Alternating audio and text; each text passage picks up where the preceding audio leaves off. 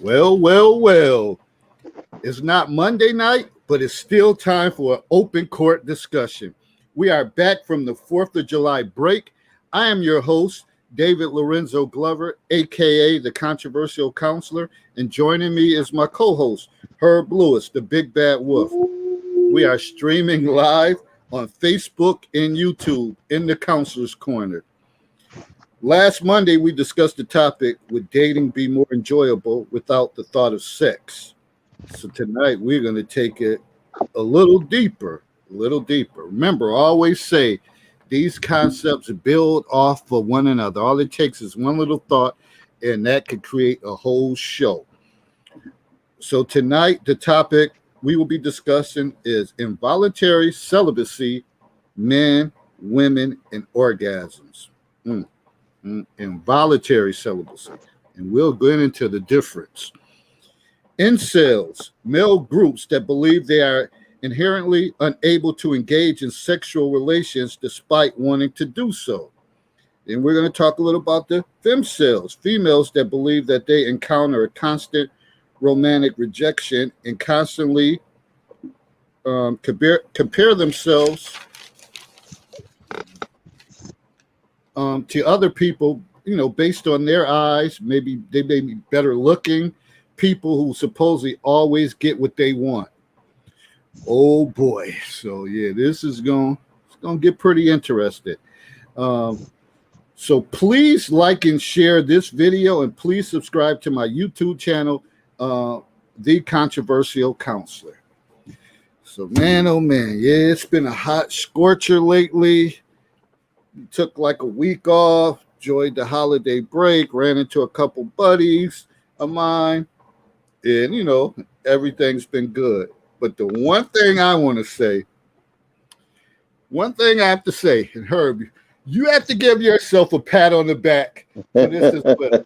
The one thing I know for sure is, despite what people say, your posts are so negative, your platform is negative and all. But the one thing for sure is we bring people together.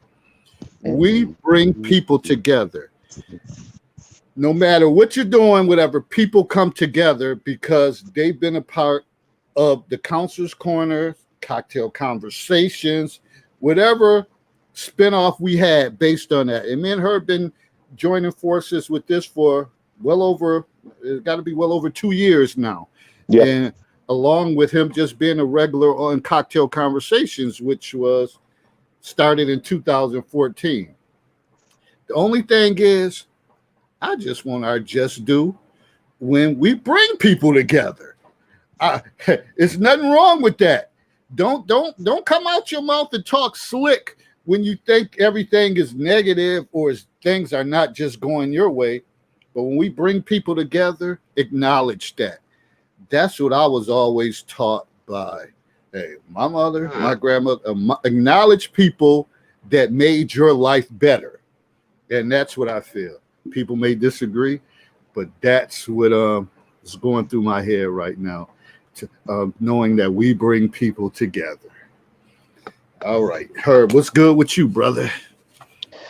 And just sitting back, man. It's been a week, man. It's been a week. We're getting a lot of younger kids in with the basketball team, so that's always a bonus. Some of them are different skill levels, so the frustration sometimes it mounts, but I'm working my way through it. For me, it's not quite new having to coach, but it is having to teach, especially when some of the because I'm dealing with kids roughly from the ages of 6 on up to 12. So it's kind of frustrating to have to always constantly remind them of doing this, do this, do this, do this. And they don't understand why you want them to do things a certain way. So, it's I guess the reward will be on the back end, seeing the finished product, especially when we actually take them out of time to actually get on the court and actually get to play against another team that they don't know nothing about, never played before. Because some of these kids have never really played competitive sports, which brings to mind the difference um, between our generation and this group of kids in this generation. When we were 6, 7, 8, 9 formative years, we were made to go outside. It wasn't none of the sitting in the house or sitting on the phone, being antisocial. You knew all the kids in the neighborhood, whether you played with them or not. You knew where they stayed at. You guys pretty much, well, I shouldn't say you guys, we all pretty much did some of the same things. Now, we may not have been as good as our friends, or we may have been better, but you all pretty much did the same thing. Same thing with the girls. Girls play double dutch. Sometimes you might play hopscotch with them. Boys were always trying to get in the double dutch line, just because, especially when you hit the teenage years, you were always trying to get in the double dutch line with the girls. We couldn't twirl with both hands. We could only twirl with one hand because we were used to jump rope. And you can't twirl like that. You can't do that. You're messing up the rotation. Get out of here. You always get caught up in the ropes. Tin the cans, hide and seek, crazy tackle. You don't see that anymore. And a lot of that manifests itself with these kids not being able to do certain things. Like, a lot of these kids aren't coordinated. So you ask them to do certain things is a foreign concept to them. And I'm asking myself, where did we lose these kids? When did it become, and like I said, this might be a generation thing, it might be me. When did it become okay to not be athletic? When did it become okay, to not be inclined with sports? And I know not everybody is. Like I said, it's the neighborhood that I grew up in. All the males, one way or another, you played some sport. Like I said, you may not have been good at it, but it was rare that you didn't see boys playing sports. That's just what you did. Whether you played two-hand touch in the streets or in the parking lot, you see some of the younger Caucasian kids, they're playing street hockey. So you would get old couch cushions to use as goalie pads. You tie them around, and you play. Sun up, sun down. Come in and eat, go back out and play. That's lost. And then we wonder why we have such a disconnect with the kids, and then the kids have such a disconnect with themselves. They don't spend any time getting to know each other. So they don't build friendships.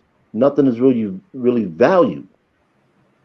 So it's like I said, it's just something that I'm starting to see, being a little bit more involved, especially in a hands-on aspect with these kids, because I don't have any. So that's an aspect of my life, or an aspect of life, or my life, that I don't really get exposure to. So for me, it's a learning and it's a growth process. So I understand why a lot of people say, having kids, it changes you, it makes you more patient and makes you more appreciative. I don't know if it's making me more appreciative, but it's certainly making me a lot more patient, actually, because they're pushing the boundaries. And we got the one young soul, bless his heart, man. He always has his hands in his pockets, and playing basketball, that's the worst place for your hands to be, man. Because if that ball come in and it come in hot, you ain't got them hands up. You got some chiclets, broken noses, something, man. So it's a process, man. I'm really happy to be a part of it. One of the things that I'm going to say regarding that, then we're going to get into the subject matter. And I've said it before. The great John Wooden said teaching and coaching is based on four criteria: um, demonstration, that you teach and you demonstrate what you want them to learn. You give them a chance to imitate what you're doing. You have correction, and then repetition. Those are four solid principles of teaching, or demonstrating certain things to people. And I think those are things, even if you think about it in math or science. Of course, you're going to demonstrate something, show them this is what you want them to do. You have them give them a chance to imitate it. Then you correct what they did wrong. Then it's repetition, constant repetition, and that's what practice is about. So those are four principles to think about. But now for this subject matter, involuntary celibacy, men, women, and orgasms, incels, fem cells, People probably like, what the hell is incels, Duracells, themselves, whatever the case is. New jargon, new things. It's like I said, it's a lot that happens or going on outside your circle, outside your city, different conversations that's happening that you need to be aware. You don't have to never agree with what is being said by others. It's being knowledgeable, and that increases your knowledge to know what's going on. That expands your knowledge base. So when you're having conversations with people outside of your circle, you can be familiar with certain things instead of looking like a damn dummy when they're bringing it. Like, I don't know what the hell they talk about. So sometimes here we're just dropping stuff that you may never heard of, but it would be wise of you to listen. So the first question I want to ask to you, Herb, and if anybody, feel free to join the panel. And if no one joins, that's fine too. How long do you think you must go without sex to consider it to be celibacy? That's a really good question. I think that's going to be determined by a couple of different factors. One mainly being if you're married, and I think for most people, whether male or female or whatever your persuasion is, whether you're straight or an alternative lifestyle, marriage is the number one way for most people to engage in sexual activity. So let's take this out of the scope of marriage just for this particular question. And let's look at people that are not married and not in a committed relationship. Now, there's no hardcore data to support what I'm going to say. I want people to understand that, okay? This is just what I perceive it to be. I think most people, naturally average libido having people, we're not talking about people with suppressed libidos or people that are going through trauma or anything of that nature, just normal, everyday, walking around people. I would say once you start getting into the realm of a year, you're looking at possibly being celibate. Now, the reasons why are going to differ from person to person, and we'll get into that later.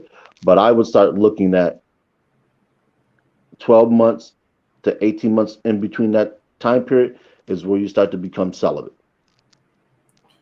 Okay, because that term is thrown out there, or sometimes people say, "Well, abstinence from sex, whatever," but really, it's only been 1 month, 2 months.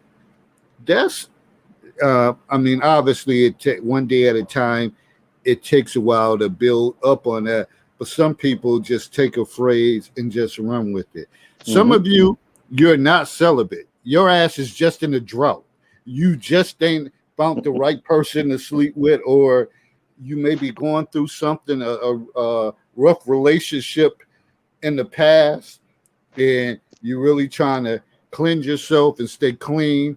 And your body as well as anybody that once you get with the right person, that little streak is probably going to end. It's going to end. So stop misusing stuff. No, I'm celibate. I'm celibate. Because also, when you, especially if you're out there trying to be in the dating world and you come in, listen, I've said it before. A lot of guys are booty motivated. So if Mm-hmm. you're already talking, oh, I'm celibate, I'm being celibate, I'm gonna remain celibate till I'm getting married, your pool is gonna drop down. Yeah. Unfortunately, it's gonna decrease because people are like, shit, I'm trying to get what I can get. And I ain't, I ain't no spring chicken, whatever. I don't got time for all of this, whatever. I want to be passionate with somebody. I want to, and some guys, it's not about just, it's just hit it and quit it. It's just like, damn, I want to get close to somebody. I want us to connect emotionally, physically, and see where this go. But if you're putting it out there from the beginning, I just want to be celibate for a while. You'll see your candidate pool decrease Yeah. instantly. I'm a proponent of putting your cards on the table when you meet somebody, what your intentions are. And it's true what David said, especially for if you're a woman and you're not, I repeat, NOT, not a virgin, and you encounter a man and he has a natural attraction to you, and that'll be something we'll discuss on subsequent shows, because there's a physical attraction, then there's a natural attraction, and I'm just coming into this information, and as Dave said, we're here to share information with you. So if you come into somebody who you have a natural attraction to, eventually nature is going to run its course. You fight it all you want to, try and deny it, but as a normal person with a functional libido, you're going to want to exercise that libido, and there's nothing wrong with it. Absolutely nothing wrong. We're not here to shame anybody. So if you're putting out there that you're not going to engage in sexual activity until you're married and you're not a virgin, you're a woman that's already given birth, guys gonna be looking at you kind of funny, and we're looking at you like, is that right? They're catching the first smoker out of here. You can say that's shallow. You can say they're wrong. You can say that's unfair. It still is not going to change your bottom line. That another guy that you may have had a shot with, you no longer have a shot with. I'm just giving you the real. It's tough out here, which is why we advocate getting together with people, especially for the younger generation. Find somebody that you are compatible with. Get married. You have all the sex you want to. It kind of makes this. It's no way that you can sell that. Oh, I got 3 or 4 kids or 5, and all of a sudden now I want to make you wait. You want to make this guy wait. And mind you, you're still pretty as ever, still body intact. Now all of a sudden, excuse my language, people, you know me, I could get raw at times. You've been out there fucking up a storm, but now all of a sudden, you don't want to do nothing. I'm just, trying to get in tune with myself and all that. Hogwash. They ain't checking for it. Especially a person we keep talking about, especially a guy with options and choices. Now, a guy who don't have any choices, he doesn't have any choices and options. He might stick around and do what the hell ever. You might have him on a leash. Yeah. But a guy who has option and choices, I'm like, man, ain't no way in hell. Like, I'm feeling her and all that. But shit, it's time for me to unfeel her because I'm about to make moves other way because I don't got this to do. And understand, and a lot of times in the counselor's corner, I pull stuff from other groups, other people, just so that y'all can see, like, this ain't just my opinion saying this. This ain't just Herb opinion and some of the regulars in the counselor's corner. These same people, other than your neighborhood community guys, other people may be saying the same type of things or saying something like, whoa, I can't believe they said that. So just wake up and pay attention. It's only for you to be wise in the game to understand, like, damn, this is real out there. Man, I really have different opinions than what we thought. Yeah, and I want to touch on something you said earlier. This is something that I want to impress upon people who hear this. Statements are not meant to be agreed with. They're meant to be understood. So like David said earlier, when we give you information, we're not looking for agreement. We're looking for you to just comprehend what's being given to you. Because like David said, there's going to be a lot of information that we put out. You may have never heard of it. Don't condemn us. Don't condone it. Go do your due diligence and research it, and then make your own judgments based upon that. Because we're gonna start getting into the definitions of all these different things, so people are aware of the terminology that's being used in certain circles. So when you hear it, like David said, you know what's going on. It's like, I think Details had the motto, to be conspicuously clued in. And I believe that. I honestly believe that. Hey, information is your best weapon. G.I. Joe's slogan was, what? Knowing is half the battle. And I'm a firm proponent that the more you know, the better armed you are. Kids, we tell kids, look, learn all you can. That type of mindset should never ever cease, even as an adult. And it's more imperative actually as an adult that you learn as much as you can, especially if you have kids, because a lot of these kids are. I'll use myself for example. A lot of these kids are doing things that I have no idea about because I'm away from pop culture and I'm certainly away from the culture of the kids. So when they talk about anime, I'm clueless. I'm not an anime fan. So when cosplay, I had to go learn what cosplay was about. And turns out I kind of like cosplay, even though I'm not an anime fan. I think these kids or the youngsters, or even the adults who run around dressing up as their favorite characters from movies and shows. I think that's the coolest shit on the planet. It demonstrates creativity, the ability to use your imagination, because doing some of that stuff, it's not easy. It really isn't. All right. Moving right along. So, what constitutes involuntary celibacy? And could you give an example of what would cause someone to say on reasons why they may be involuntary celibate? All right, well, let's start with the masculine principle first. A man who is involuntarily celibate is a man who is unable, not incapable, because there's a difference. He is unable to find a woman to have sex with, whether it's in a committed relationship, a friends with benefits situation, or just a one night stand. This is why you start to see the rise of all these dating apps and people talking about swipe left or swipe right, because they've lost the ability to actually go out and be engaging, which is the number one way that you actually can strike up conversations with the opposite gender. So So, if a Go ahead. so are you saying that's why I forgot one fan page and all of these different things?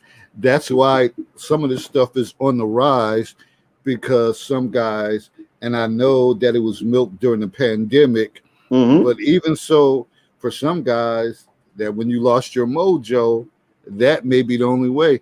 And some of these, they're milking it. They're Yeah, milking it. And we talked about this before. And I brought up the list of things that they're willing to do and the rates that they're charging. And I'm like, oh, there. Some of these women are. It's a lot of Instagram stars out there, and they're making a killing based on that. yeah. The rise of OnlyFans, and like you said, during the pandemic, a lot of women were were moving to that platform. And don't misunderstand. There are a lot of women who do very well on OnlyFans, and mostly it's because of the involuntary celibate men. And mind you, that age range for an involuntary celibate man can range from the age of 18 all the way up to he's 50. He's socially awkward, doesn't know how to speak to women, and a new term that I'm going to bring out here is game.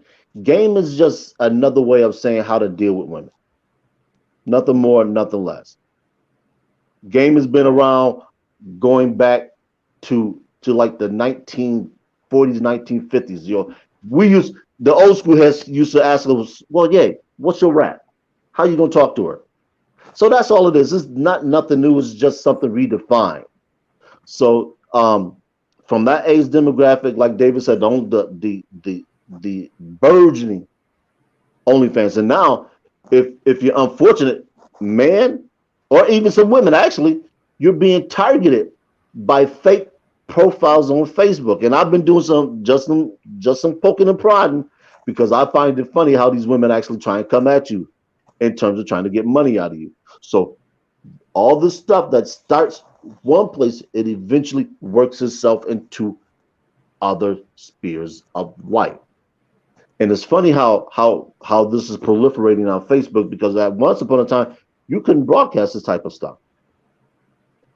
Meet me at WhatsApp for sex this and sex that. There was no way in the world you could put that on an open profile on Facebook. And Facebook, as far as I can see, they're really not doing a great deal about it. Now I see that, If somebody sends you a friend's request and the profile might be suspect, they give you a notification. Do you know this person? Well, most of the people that you probably add in the Facebook as a friend, you don't know. So how are you actually to determine who's trying to get money out of you and who isn't? And like I said, this is where they take advantage of those involuntary celibates as far as the men go. Wow. And you know, you don't, I mean, some of the stuff you don't think about, but everybody has their needs and their desires. So sometimes women, they'll milk it. And I know people, I did a post earlier and I had some woman, she was kind of shapely. And then I had another woman, wasn't the best looking person, but the main thing I had said is back in the days, I used to always hear this phrase or people saying men would sleep with anything. They would sleep with anything that moved. So then I'm thinking like, okay, if that's the case, then why are some women going through involuntary celibacy? And we know that it's easier for women to have sex than it is for men. And why are some men declining like, okay, that's not really what I want, but if I want to have sex, I can have this option, and they're declining that. So again, it's more to me guys than people think when you think about this. And I know most of you like, oh, you have your regular relationships, and that's not your concern. But when you start getting a certain age, and as what's his name, Rollo, they talk about hitting Rollo that wall, yes, hitting that sir. wall, then that's when you start thinking like, damn, shit, am I gonna spend the rest of my life alone? Yes. Or am I gonna have a bunch of cats in the house or dogs or whatever the case is? This is real. This is real stuff that people need to start thinking about. Yeah, and this is something we know we've mentioned before is the new relationship. So for let me before I get into new relationships, let me cover the involuntary celibacy for women. It works a little different because, like David said, for women, securing sex is easier, much easier. The problem that women have is twofold. One, they're not approaching men. We are in a different society in terms of dating. Like I said, the rise of that, where swipe left, swipe right, Tinder, Bumble. I don't know what other ones are out there because I don't use them. I'm still an old school guy when it comes when it comes to meeting people. I'll walk up to you and speak to you if I have an interest. Facebook I might send a message to somebody, see if you're engaged in any type of thing, if I'm interested in you, or whatever the case is. But for women, they don't approach men. And this is something Kevin Samuels talked about. Women have forgot, or maybe they have never learned how to show a man that they are interested in them. Victorian days, women will walk around with a handkerchief, drop a handkerchief in front of a guy. That was their calling card. Hey, I'm interested in you. Same thing with women when cowboys came in from the trails. They'd walk up to him, sit on his lap, grab his hat, which is one of the reasons why a random woman just can't grab my hat. Sorry, that's my crown. You can't put that on. You just can't. That's my thing. If I'm not bedding you, you can't do that. That's a major violation. Don't even try. My boy will tell you about a story when we went to Toronto some years ago, and a female tried to do that, and he was with his girl the girl he was dating at the time. And she's like, he told her, he said, oh, no, you can't do that with her. That's a violation. So you have that aspect of women who are involuntary celibate. The other thing is you have women who are being approached, but the guys that they are being approached by, they're not physically attracted to him. So they're getting the invites. They're just saying, you know what? I'll pass. That's okay. I'm not interested. Or whatever other excuse they have that keeps them there. So those are usually the two major points with women who are involuntary celibate. Interesting. Interesting, because then, when you look at shooting down someone that should have a good job, may not be the greatest person that has game, gifted gab, whatever you Yep. want to call it, because there's some brothers that ain't pleasant to look at, but they got gifted gab and they understand the game, and they've been taught in school well that they can talk you out of your clothes no matter where you at. And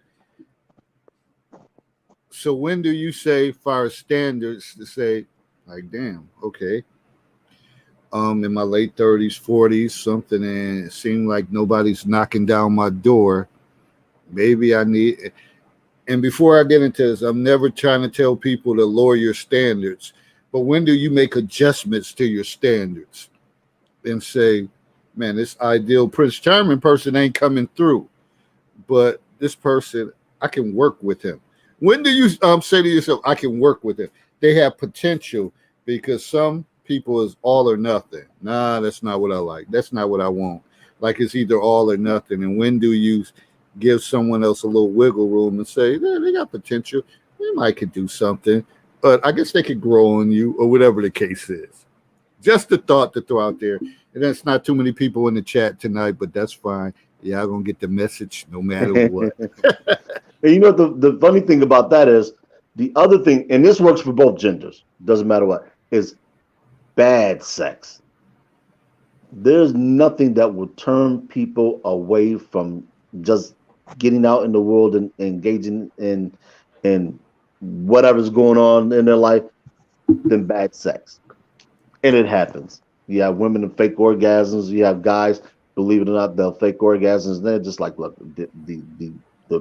the women in this area, they're terrible in bed, or I'm just not compatible with them, or it's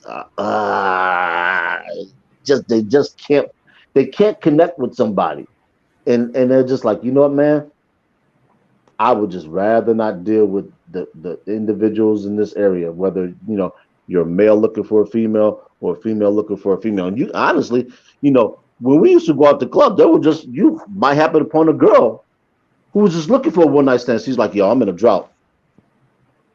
I just want to feel a little something. I just do. I want somebody to scratch the itch. And after that, I'll be okay for a little bit. See, and I think that's the thing too, even with women or men. And I know for me, I could just think of back in my days when I was younger, and you go out, certain women just might do it for you. Mm-hmm. Like, just their smell, their walk, their style, just their movements. So you could be sitting there with the fellas and be like, man, that right there, that person, I gotta find a way to say something to her. Yeah, I got to. And it's like an outer body experience with some of them. Like, man, like, I can't help it. I have to say something to her before I leave. Sometimes I wonder if those days passed, or what is it? Because I could tell you, just being home and stepping out with a couple of my fellas this past weekend, I was sitting there like, what is going on here? I'm far removed from this thing, and I'm like, it's not the same how you would just get a certain feeling or vibe from certain women. I don't know what's going on right now. And these might have been younger women. So when we think of also that some older guys are chasing younger women, I'm like, that must not be my thing, or whatever the case is, because I like somebody to come through smelling good, with confidence, don't look like they done rolled up and smoked blunts or loud talking. They have a certain aura about them but still confident, and you say, "Man, oh, she need. I need to make attempt at her or say something to her." I don't know what's going on in this day and age. That's just my take. Yeah, man. The errors are vastly different. You know, there's this, for those of you who are unaware, there's this whole talk about wearing bonnets in public. For those of you who don't know what a bonnet is simply just a head covering, and you have, you know, not to make this an ethnic issue, but you have a lot of Native Black American women who are coming out looking like they rolled out of bed with that stuff on their head.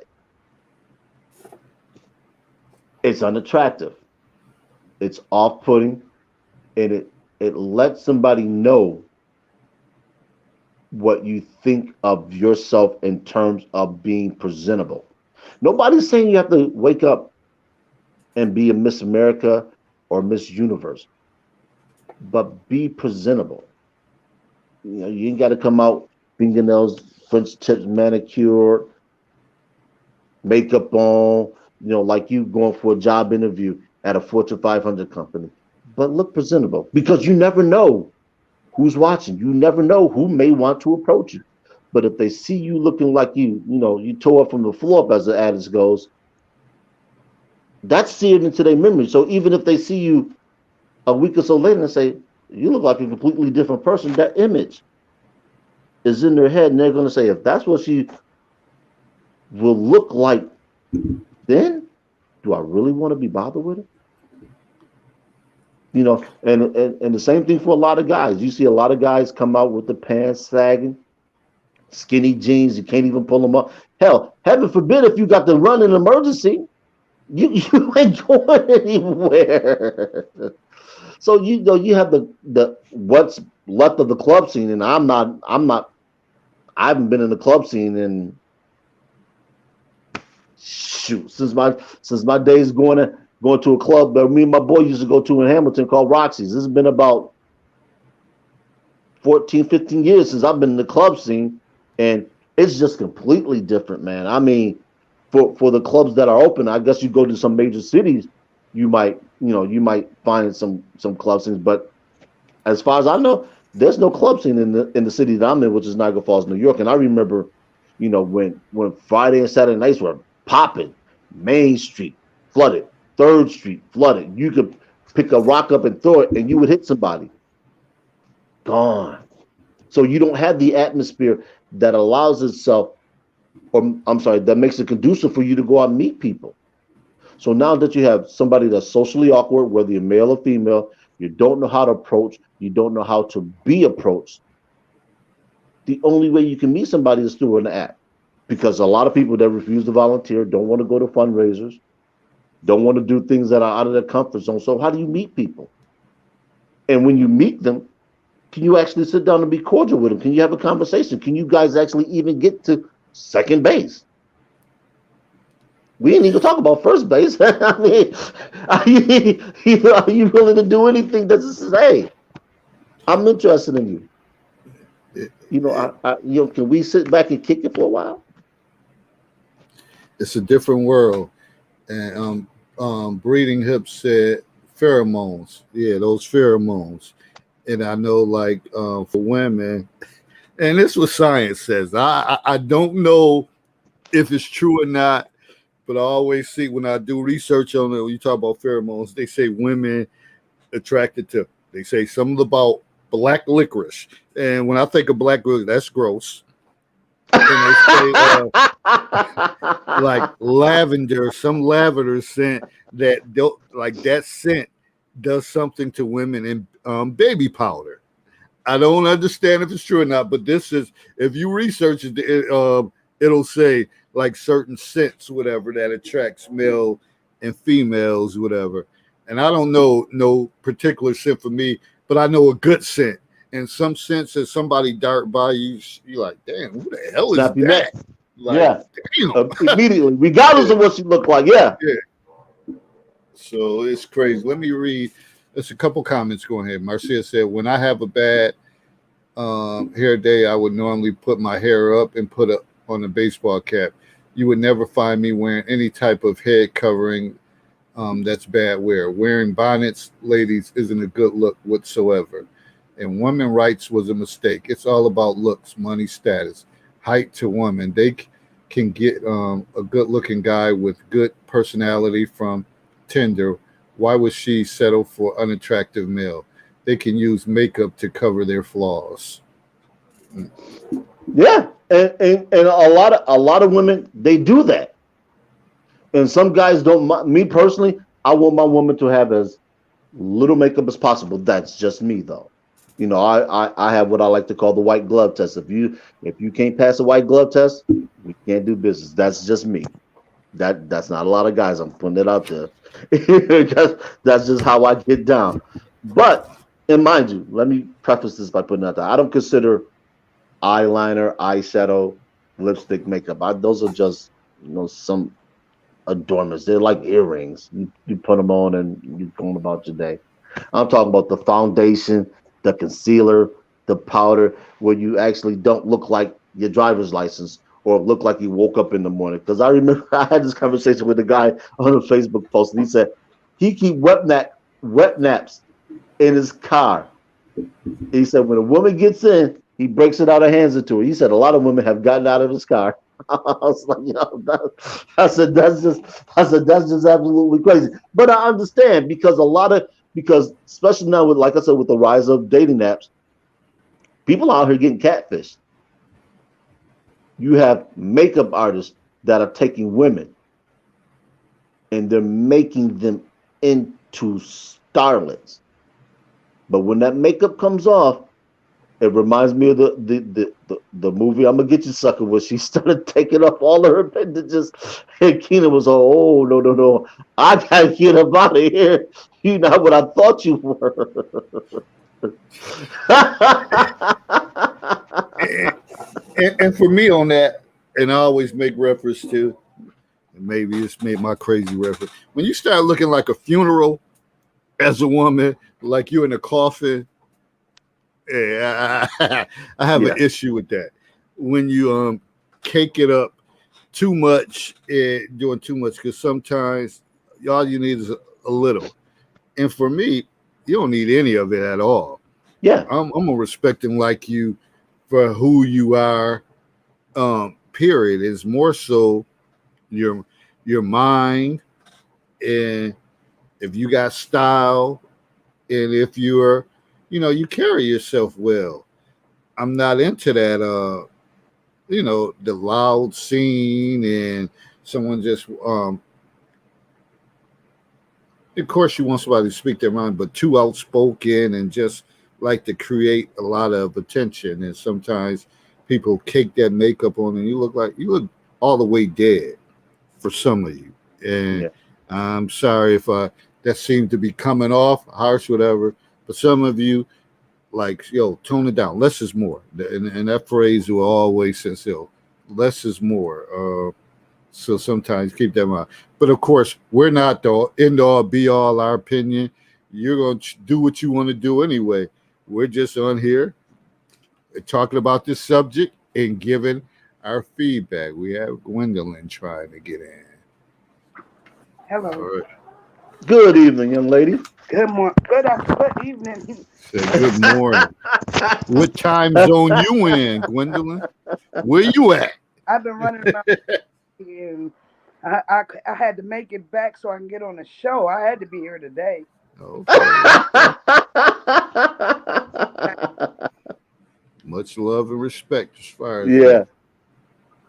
So we're gonna just jump right to you since you made it a sense of purpose and urgency to get here. What's your take on the things that we have said so far, or what's resonating in your head? Well, I just got on. I just tuned in and everything, so I don't know what y'all talked about previously since the show started right now. But my view on the subject, um, you're talking about involuntary, Celibacy. Celibacy. yeah, celibacy. I will Okay. say when I started out, it was voluntary, but now at this point in my life, it's involuntary. But I mean, you guys can say it's by choice. Um, I, I say it's not by choice. Well, Because that's where the involuntary part comes in, and you're correct. And like you said, you didn't catch that. So let me give you a quick rundown. I was saying that that the rise of OnlyFans is for a lot of guys who can't attract women. They're socially awkward. They don't know how to they don't know how to engage in dialogue with women. The women don't find them attractive.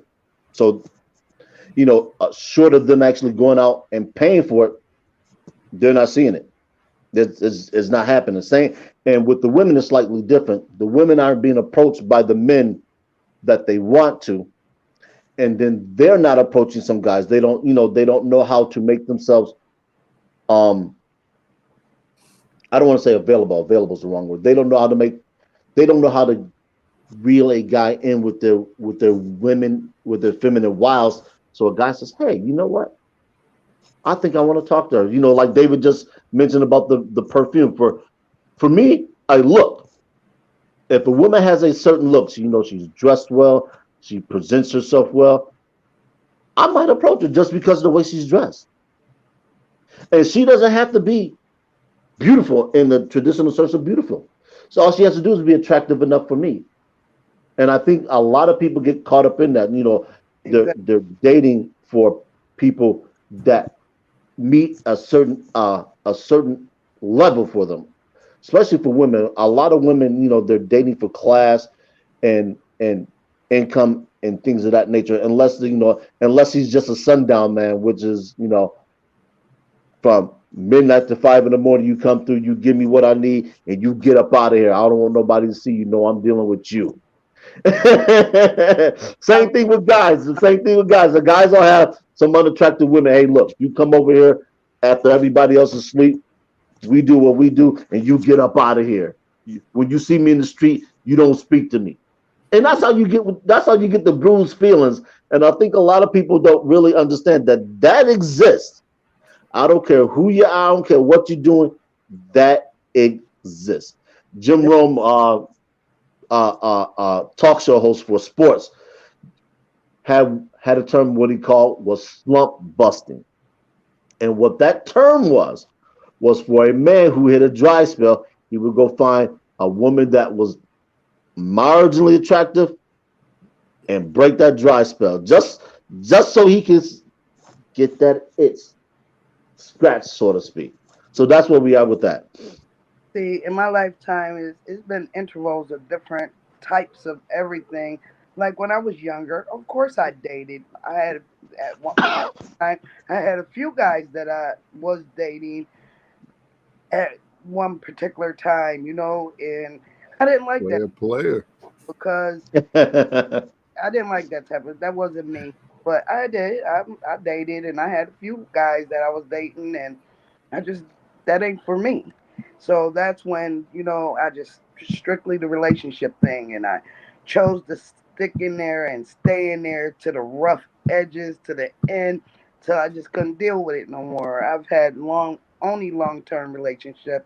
I think the shortest relationship was maybe 6 years, but like I keep saying, because everything loops together. I was together with this guy for 18 years, and like the last 5 years we were together, we weren't even intimate no more. We were just friends. I mean, from what I get, we were just best friends. And in his mind, we're still in a relationship because you're trying to tell me what I can and can't do, who I can hang around, and it don't work like that.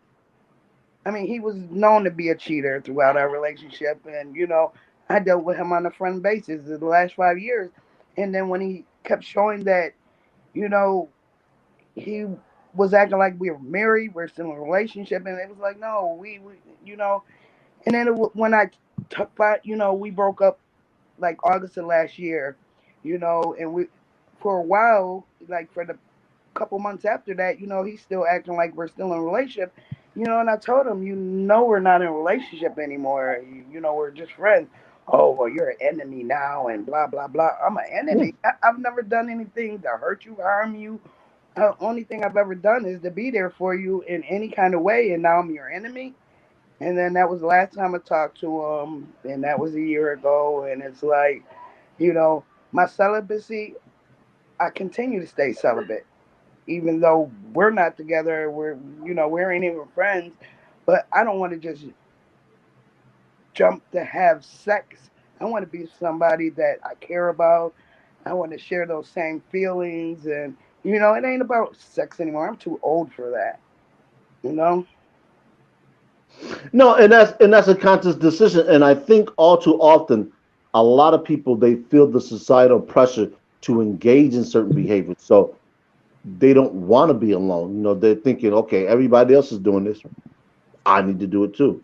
So it's almost a mindset of keeping up with the Joneses. And eventually everybody gets to a point in their life where they're gonna have to make some decisions. Then you make that decision, kudos to you. Because I tell people, I take it or leave it.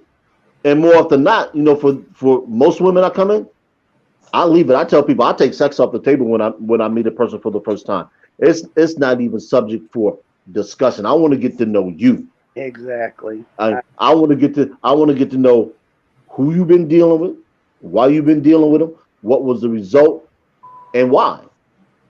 So I'm for the who, what, where, when, why, and sometimes the how, Yep. because that's gonna let me know, do I really want to even pursue anything with you on a friendship level before we even go there. So I don't have a problem with walking away from the possibility of sex as the book goes by. The great dating coach, and that's another topic that we didn't touch on. The rise of dating coaches. To help these involuntary celibate males. So they can learn game. You got people out there like Alan Roger, pardon me, Alan Roger Curry, Donovan Sharp, Mamiya Obsidian Ali, and I have his book, the Book of Obsidian. Famous plug for the old man. If you're down for him, go get the book, $35. He'll send it to you autograph. They're out there, and they're putting out a wealth of information for men who are who are struggling to get women. Let me get to this. Let's talk about this incels, femcells, duracells, whatever the case is. Break this Well, down, Herb. yeah. Incels. It's a group going out with men, right? Hmm. That's incels. Talk to the people about what does that mean, because most people may not say like, what the hell y'all talking about? And again, there's other groups, other conversations happening besides people you grew up with, your family, and all that. The more knowledge you know, the better off you'll be when you're dating, job purpose wise, schools, like anywhere you're trying to obtain the upper hand. So, what's this about this incels thing? Well, incel is just as a combination of two words is involuntary and celibate. So they just chop the words and put them together. Same thing with females, female celibate. And we talked about the conditions that exist under which they might fall into that category. So that's what it is. And like I said, they're out here. We work with them. We walk by them. We might even go to events with them. They're just socially awkward people sometimes, and they can't connect with the opposite gender. I mean, just so much has been lost to technology, the human capacity to be social. And this is this is the crux of the humanity, is to be social. You go to a concert, you go to a sporting event, you go to a meeting, you go to a fundraiser. You're out and about. Let's just say today's grocery day. You go shopping. You pick up a hand cart because it's only you. You grab some items for you. If you got a pet, I have three of them. You grab some items for your pet, and you walk it up the produce aisle. You see somebody that you find attractive. What's your opening line? How do you let this individual know that you want to partake in at least getting to know them? How do you ask what their name is? Well, How, I don't know if, to No, be honest, do people even really know how to do that face to face, whatever, because of the influx of social media and stuff like that. It's easy to inbox someone behind words, but when the lights get bright and you're in the grocery store and you see someone, shit, are you gonna freeze? Or yeah. whatever. Or that person could be making eye contact with you and you're like, damn, every time she keeps looking at me, keep looking at me. Do you know how to say, damn, let me make that move? And I ain't gonna say I'm the expert because I was always shy or whatever the case is. And it's still for me, I have to get cranked up to say anything. And even my persona as the controversial counselor, maybe more so on social media and stuff like that. Uh, so it's not an easy thing to do in this day and age, whatever, because of and even before the pandemic. So hey, how do we handle that? let me tell you about this. I used to live across the street from this store some years back, and there was these two guys that would always go to the store on their lunch break. It's this recycle yard like down the way. And every day I go run to the door and I'd be looking at this guy, and nothing ever happened or whatever. And then like maybe 5 years later, 6 years later, I saw him again, and he was like, you know what? I'm gonna talk to you today because all them years I was passing by your house, I could never get the courage up to say anything to you because you look so mean. Like, yeah, I look mean. That's just the way I look. He was like, I would have asked you out, but you just always look so mean, and I just was too afraid. Then later on in life, the guy I just left for 18 years, I had met him at where he worked, and he was looking at me, I was looking at him. We never initiated anything, but a year later, I had to go to that same shop and get some tires. So I told my friend, I was like, yeah, if he's there, I'm gonna initiate it. This will be the first time ever in my life that I initiate talking to a guy. So I'm gonna try it out. So I get up to the shop and we're still same thing, eyeing each other, and I went and stood in front of the bay where he was working at, and he noticed I was there, and then he did up the sign like, yeah. I was like, yeah, yeah, we'll exchange those numbers. So we exchanged numbers and we talked for a few months, and then we finally did meet and talk and get to know each other and things like that. And we were together for 18 years. And then at the end, it was like he changed into somebody I didn't know anymore. So I'm afraid to ask somebody to go out or something like that. I'm scared. That No, hey, it's the once bitten, twice shy. So I mean, I understand, but you have to look at the beginning, and every it's a song by Semisonic called "Closing Time," and then the one part of the song that says every beginning comes from some other beginnings, and it's a new chapter. Turn the page. You gotta look at it like the glass is always half full. You know what you put in that glass is going to determine what the rest of that glass holds. So I always tell people, if you had a bad experience, try and learn from that experience, and use those experiences to say, okay, you know what? I did this and this worked. This didn't work, because you always learn more from your failures than you ever do from any success you have. I don't care who you are, what endeavor you've done. Nobody, no, you learn nothing from winning. So that's in that statement says it all about what we try to present in the counselor's corner. When people like, why are the scenarios always negative? Because you never learn anything. Who the hell wants to sit around and talk about a perfect situation? But you can take bits and pieces from a dysfunctional situation and address it and figure out where did you go wrong. If you had a perfect if you in sports, I always make parallels to sports. If you had a perfect game, you're not going to learn too much from that. You break down stuff when you have a game. Oh, we didn't play so well, but we won. How can we get better? And that's the same thing in relationships. I don't understand what people issue is, but the one thing I gotta say, pastor or reverend can talk about the same thing in church every Sunday. Usually these are dysfunctional situations they're bringing up, trying to get you in tune. Like, listen, this is the story that happened, to try to motivate and encourage you and want you to learn from that. But many of y'all, once their word is bond or gold, and you don't say anything.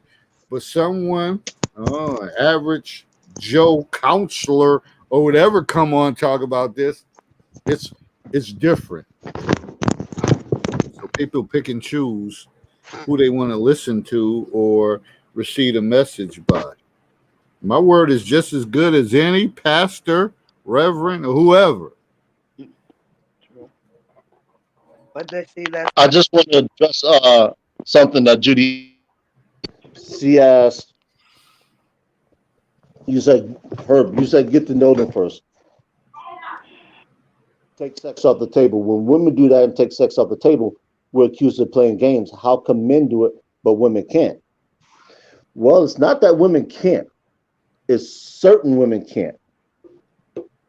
The more attractive, the higher your sexual marketplace value is, the more you can command. Also, like I said, put it out there. If the guy does not want to be around you, then you know he's only targeting you for sex. If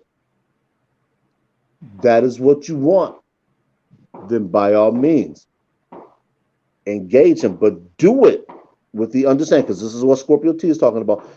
Do it with the understanding that that is what you're going to get. So don't go into a situation where you're offering sex, he takes the sex, goes, and you never hear from him again. You're talking about, well, all men are users. All they want is sex. Well, no, that's what you presented. Mm-hmm. And if you present that and it's taken, the only person you have to blame is yourself. Yeah. So women can do it, and women do it all the time. It's just that the men that they choose to do it don't understand, quote unquote, the game. Ultimately, women, you have the trump card, because if a guy's approaching you, it's pretty much assured he has a sexual interest in you. Now, what he's willing to do to achieve that success is a different story. Like Dave said earlier, some guys aren't hanging around. They just, what? You who? Smooth up out of here. Gone. Yep. Not turning back. Vapor trail. Mm-hmm. And you have to be okay with that. Rejection, see, this is the thing that a lot of women don't understand, is rejection is the hardest thing to accept. The reason why a lot of women don't understand that is because you don't approach. You're accustomed to being approached. So you get to sit back there with the shotgun and put either double R buckshot or grape shot into this guy. And this guy's just like, oh man, I walked up to Shorty, man. I'm dressed up. I got my smell goods on. I got the baby powder, the black liquid's working. And she shot me down cold, man. She shot me down cold, man. I'm like, yo, buddy, get back on the horse. This is what guys have to endure. So women, if they, I'm not saying you can't shoot a guy down. By all means, if he's not your cup of tea, you know, don't engage him. But be polite about it and just say, hey, you know, I'm sorry, I'm not interested. You're gonna have some guys that are persistent, and for them, destroy them. If they don't know how to take no for an answer, destroy them. I have no problem with a woman taking a man to task if he does not understand How a lady says, no, I'm not interested, take the no and keep on going. Be far side. She keep on passing me by. Let her walk. Don't try and cat call her. Don't try and diss her. Don't say, oh, you this or you that, because if she'd have said yeah, you'd have been game. So don't do that, fellas. I'm putting it out there now. Be a man about it. Yeah, I know rejection is not easy to accept, but don't get out here trying to start, belittling women because because she doesn't find you attractive.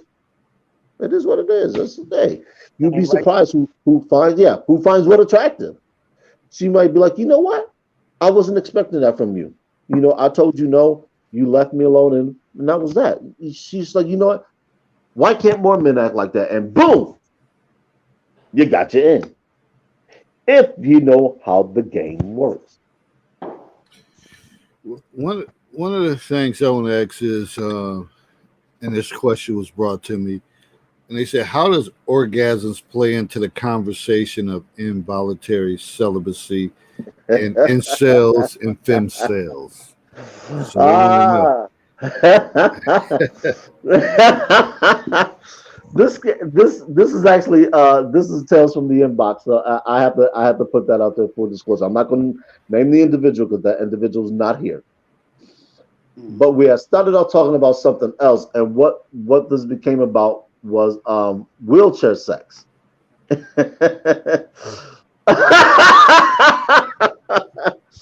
So the individual was saying, my behind is too big to fit into a wheelchair. You see me? I said, well, you can always get on top. So this led to some more discussion, some more questions about, men are lazy in bed, women don't have orgasms, and things of that nature. Well, the question becomes, who's responsible for a female achieving orgasm? Is it the guy, or should she take as much initiative in her achieving orgasm as he's putting on the guy? So often we hear that men don't, they don't engage in enough foreplay. They don't do this, they don't do that. And so some women just say, you know what? These men don't never satisfy me. They're not well endowed enough. They don't know how to do this. They don't know how to do that. I'm just going to wait till I think I can come across a man that can do it all. me I would never myself, progress. if I've Go been in ahead. a relationship and I came across that bridge, when he fall asleep, I'm going in the other room and I'm gonna take care of my business. And I've heard that before, but the thing, this is the thing about it.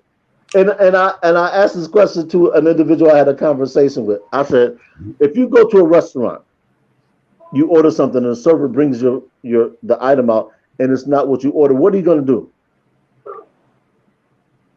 Send it back. Scorpio?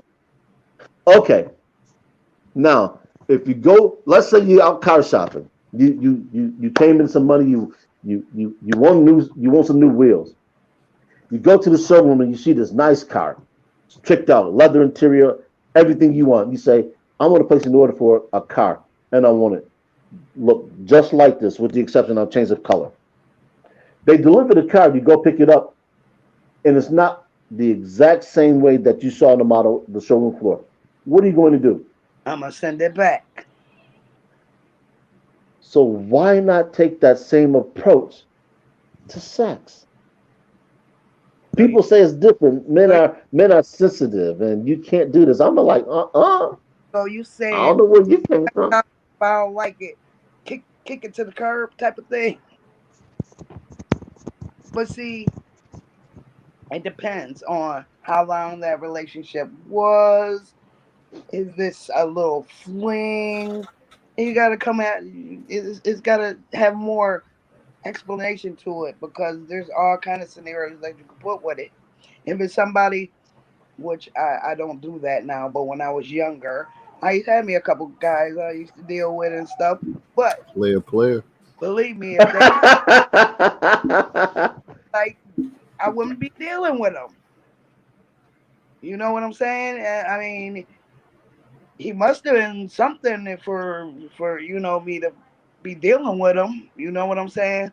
But like this guy I was with for 18 years, it was great for a long time. But then all of a sudden, it got to a point where it was like, what happened? Hmm, really? I mean, it was a lot of things that happened in between, but it was just like the feeling wasn't there no more. I wasn't interested anymore. But we were still friends, so we remained friends without sex.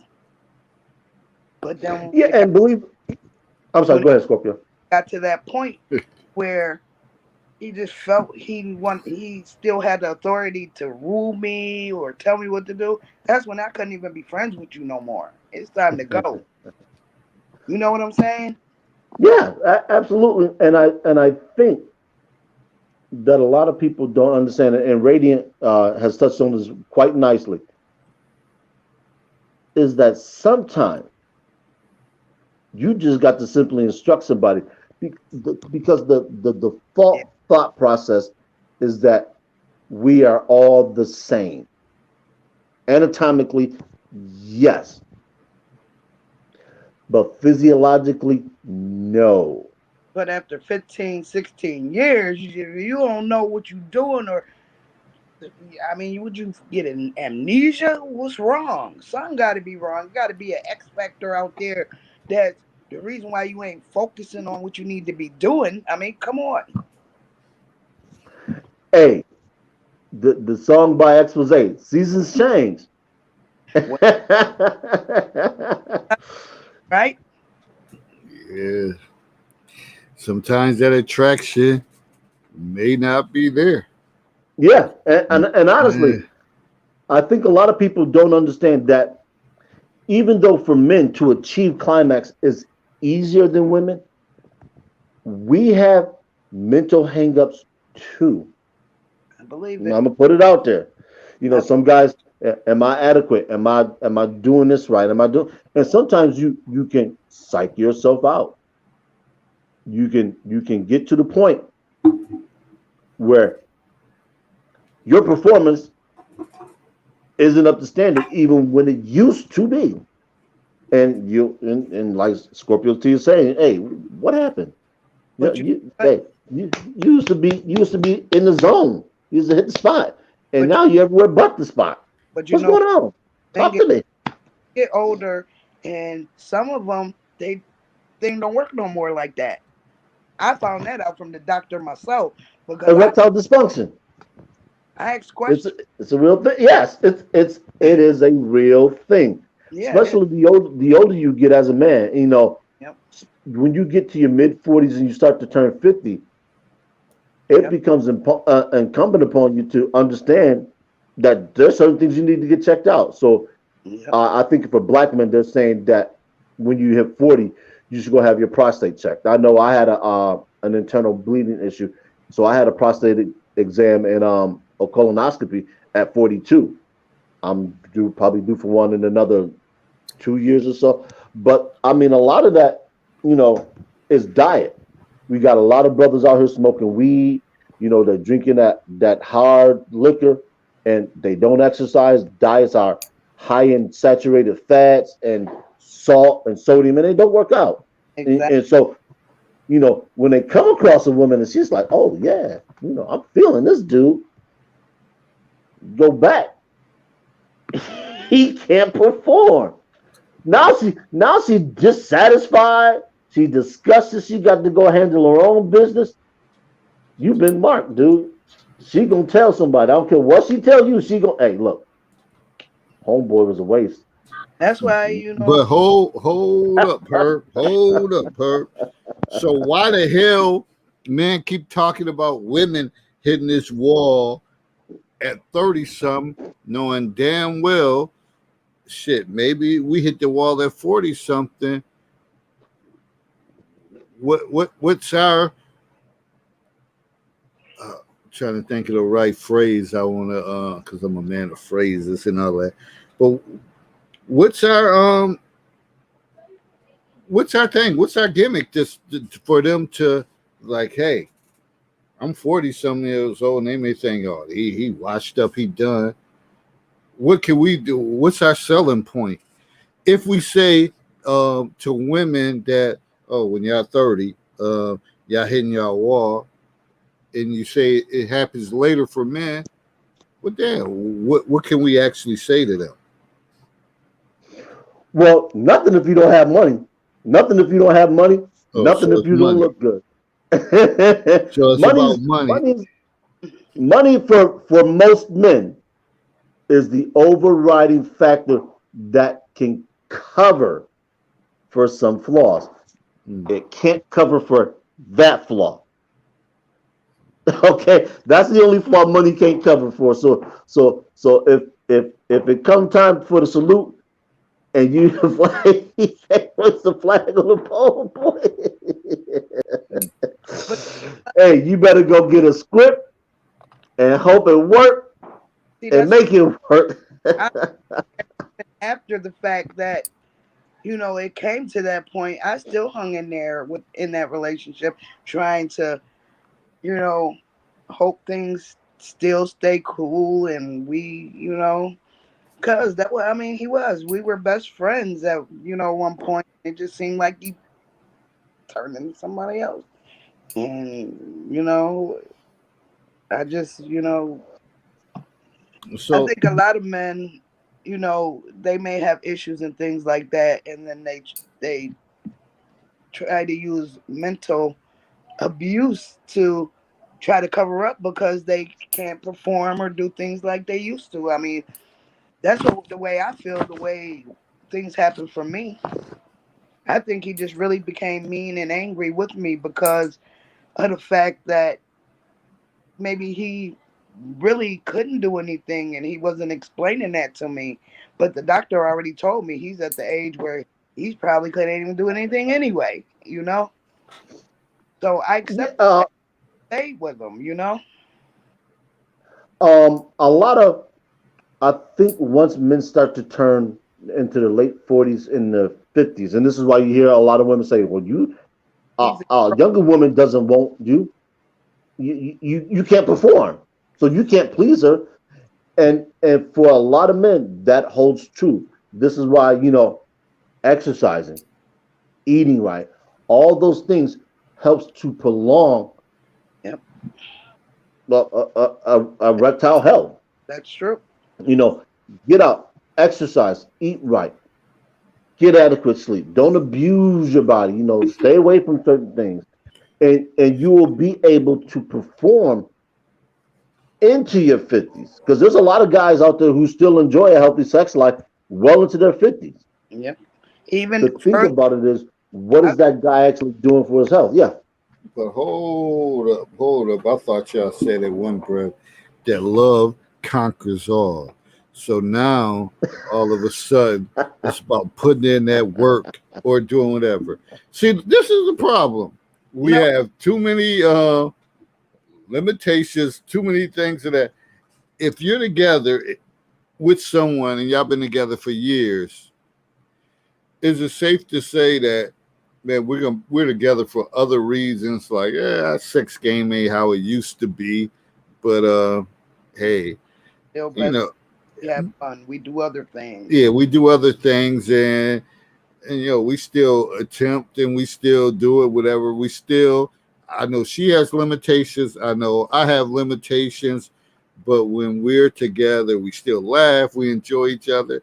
What the hell is the problem? What we gonna do is this, because some people say, "Oh, I stepped out because of this and I did that." So I'm fucking totally confused about all of this. Whatever. It's like too much going on.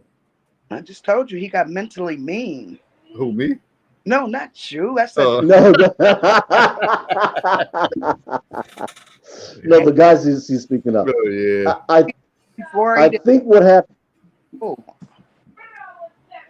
I huh. think what happens is that the way is, geez.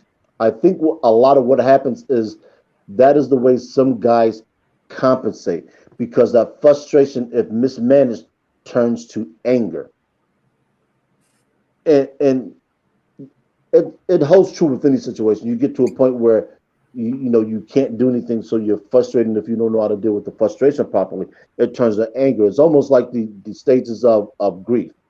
You're stuck right there and you're just mad, you're mad, you're mad, you're mad, you're mad. Yep. You ain't talking to nobody. It's like Judy said, go to a doctor. Let's do whatever we can to bridge this hump. Yep. For men,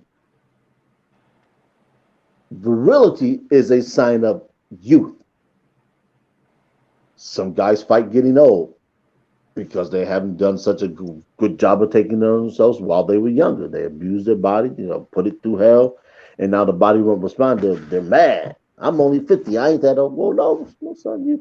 You might be 50 chronologically, but because of what you've done to your body, you're in your mid 60s.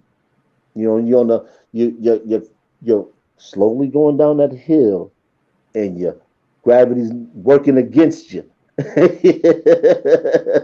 So now you have to figure out, because let's say you're the woman that you with, she's went through menopause. You're both about the same age, 2-3 years apart. She's went through menopause, but she's still active.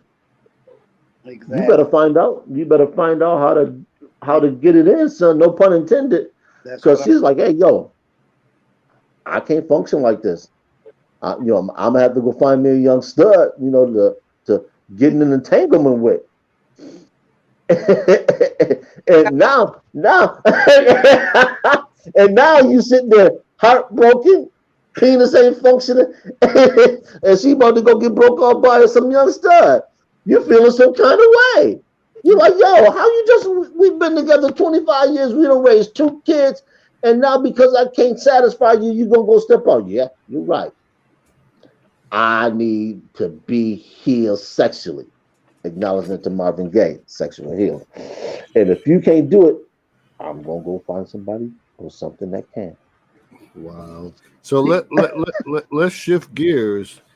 And when you're talking about your celibate or whatever the case is, if you're a celibate, is it okay to bring yourself to an orgasm, or does that complicate the ability to find sexually satisfying relationships with an actual person? I actually, I since I become celibate, in the early stages, I may have did it a few times, but it got to the point where I wasn't even, because of the way he made me feel. I just didn't even.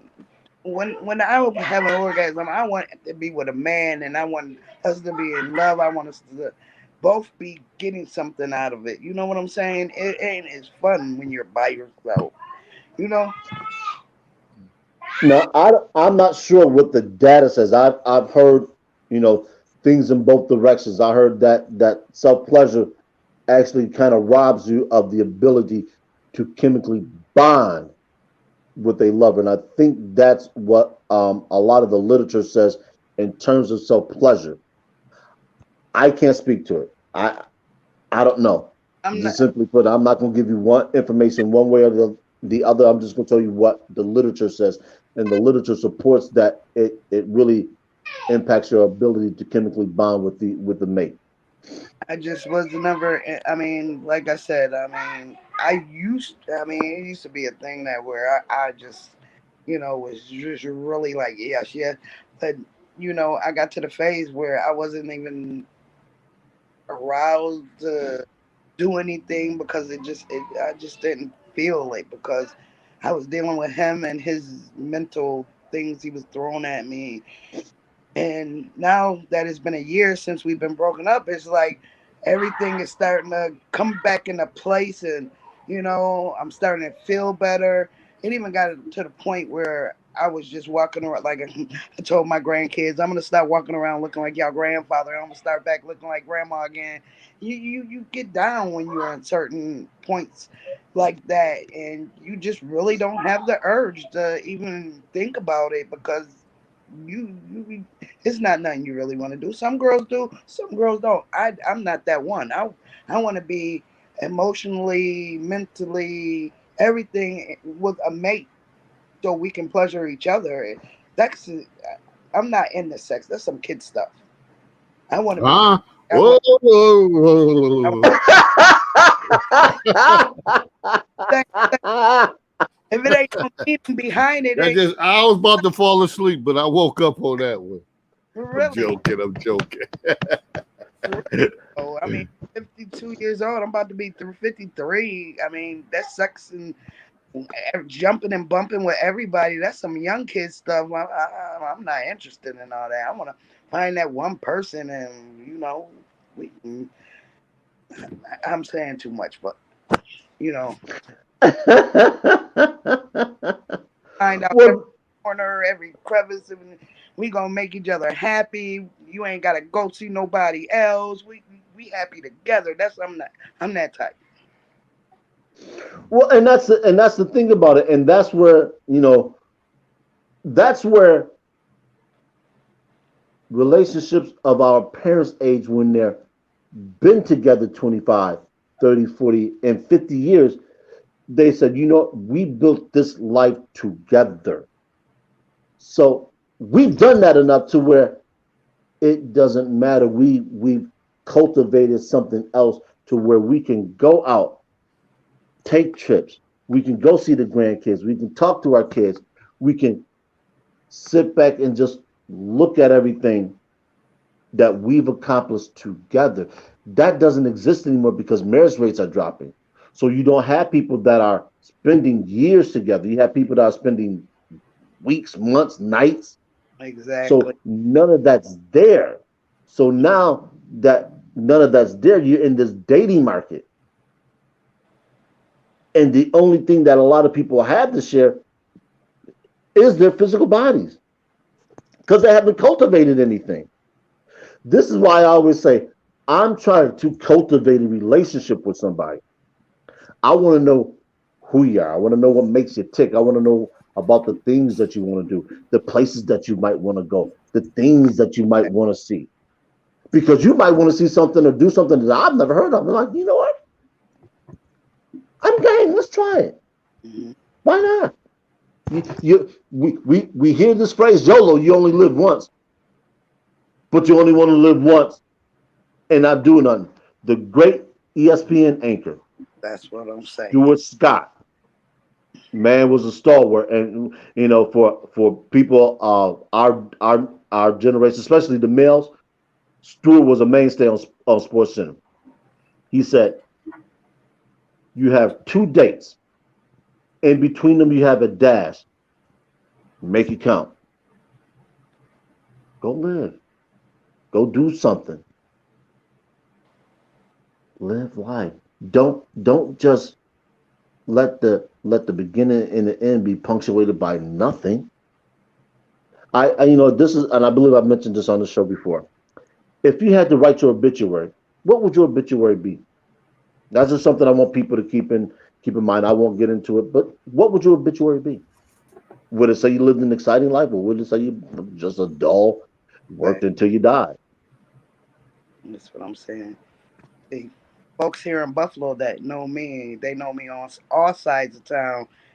Pretty, a lot of people know me, and they know the person that I am. I'm the type of person. I do anything for anybody. I had an organization that helped physically disabled and seniors for free. I mean, I've done a lot in my lifetime, and it's like he really slowed me up on a lot of things I could have done, but that's my fault because I allowed it to happen, you know. But I was too fixed on being with him and helping him out and being there for him. I didn't even check to see, make sure I was doing what I wanted to do and accomplish in life.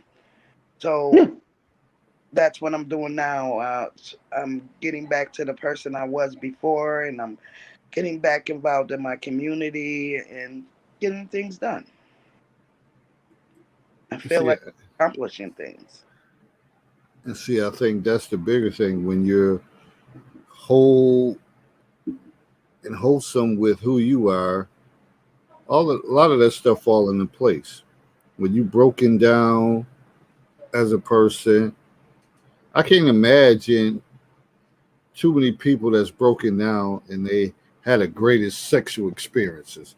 They just yeah. out there tearing up something. They engaged. They doing this and everything is working right. But meanwhile, they think about shit.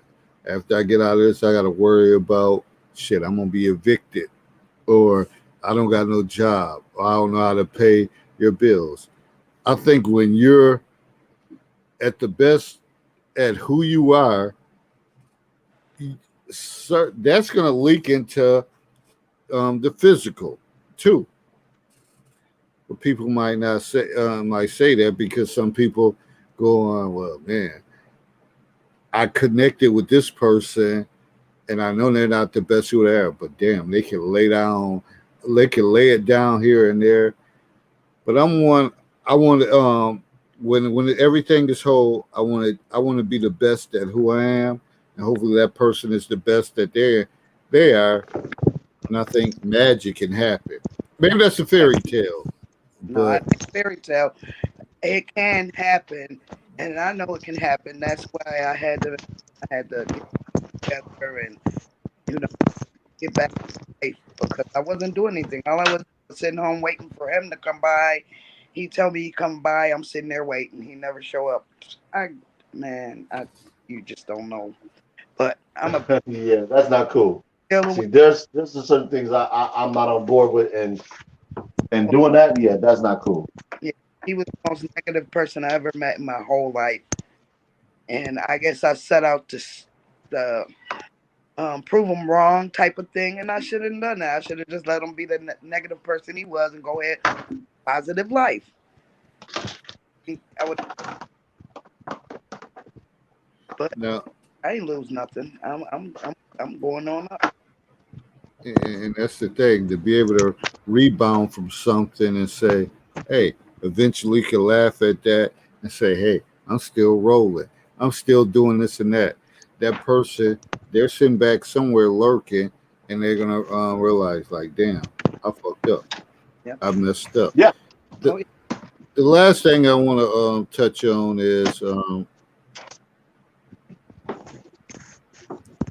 and I know this is a total shift, whatever, but I know some people still may be concerned about the incels and femcels, and I'm gonna hit you with her, but I want to make it briefly. Then I want to get the closing points or whatever. And do you think these type of groups are dangerous when people resort to?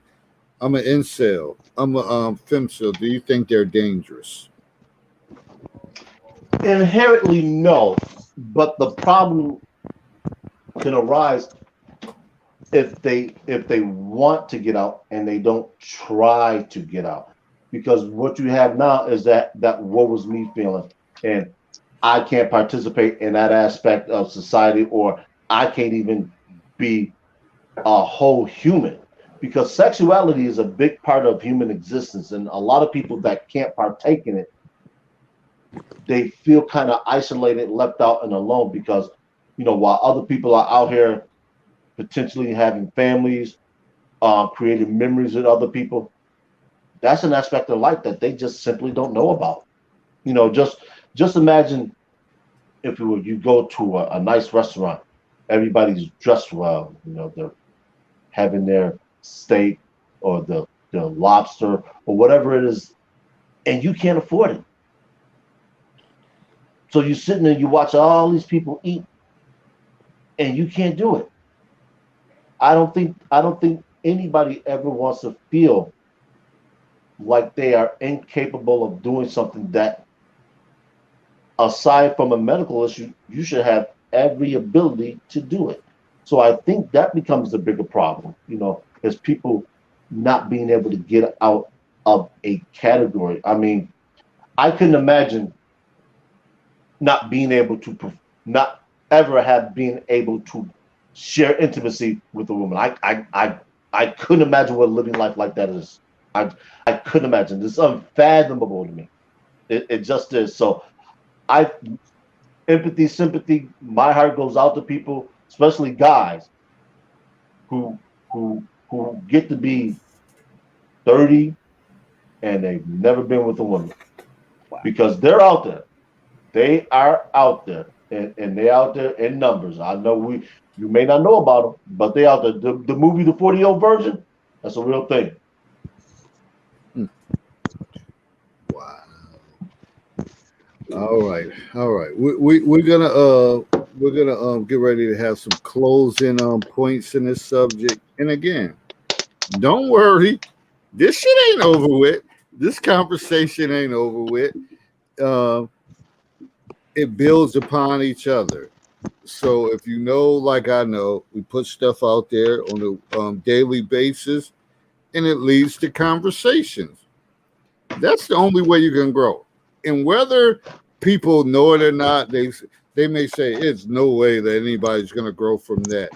But if you're paying attention and you hear different things, you're already grown. When you think of incels, femcells, and then you start projecting that onto your life and be like, damn, okay, damn, I'm overweight. Is it really going to be like that? Maybe I should do something about it, or whatever the case is. Is sex really that critical in my life, or whatever the case is? When you hear these things, usually it jogs something in your mind that say, hey, I want to do something about it. So just take heed to that and understand that everybody has a story to tell, and you can grow from other people's experiences, and it's not always going to be positive experiences. Most people grow from negative experiences, and it's like, I don't want to make that same mistake, so I want to do better. I want to try to figure it out. And we always know, like when we get older, dieting and just being health conscious is a critical thing. We all struggle with that. I struggle with that. And sometimes I'm better with it, sometimes I'm not. But the one thing I know for sure is shit, I ain't ready to go. It ain't nobody from this day forward gonna tell me it was his time to go. If someone said that, then they lied at my ceremony, and you're hearing it from me because I ain't ready to go. I'm trying to push this to the limit, to the end, and I damn sure ain't ready to go out. So those are my closing comments. I'm gonna pass it on to you, Gwen. What's your closing comments? My closing comments are that if you're in a situation where you are in it feeling, them feelings change. Believe me, get rid of that excess baggage, and believe me, you feel like a brand new person. Okay. All right. Herb. Get out, live life, don't stop. And that's all, I like to close. Growth and understanding occurs in the gray area. Godspeed. See you next time. That's going to conclude this episode in the Counselor's Corner, open court discussions. And we know, again, this will arise, it will come back up, and we will discuss it. But it's all positive. And remember this, in the Counselor's Corner, we bring people together. We bring people Yes, we do. together. We bring people together. It's a known fact that that's what we do. No matter what y'all think about the conversations or say, oh, this is too much. Why they keep talking about this? The reason we keep talking about it, because it's still bringing pain to some people are dealing with painful experiences. So in order to get rid of pain, you have to find a way to adapt to it, to talk to it, and eventually you'll become immune to like, oh, I'm okay with this. I'm okay. I can move forward. But if you sweep it under the rug, yeah, it may stay dormant there for a while. But if you lift up that rug, shit, all of that shit gonna come out. And now you got a whirlwind of problems. So with that said, I'm out. Everybody have a great weekend. Stay safe. Do what you got to do to keep cool. Remember, it's slowed down. COVID's still out there. Either you're gonna get vaccinated, you're gonna wear your mask, you're gonna do something. You just ain't gonna do nothing and think that it potentially can't happen. But we got other bigger fish to fry beside that. But just stay safe and just think about others, and remember, all these conversations are valuable, and it helps. Listen to other people's testimonies, and you learn a lot from that. I'm out. We out. Good See you night. next time. Good night. Thanks, Herb. Thanks, Gwendolyn, for joining us, and we'll talk soon. Peace. All right.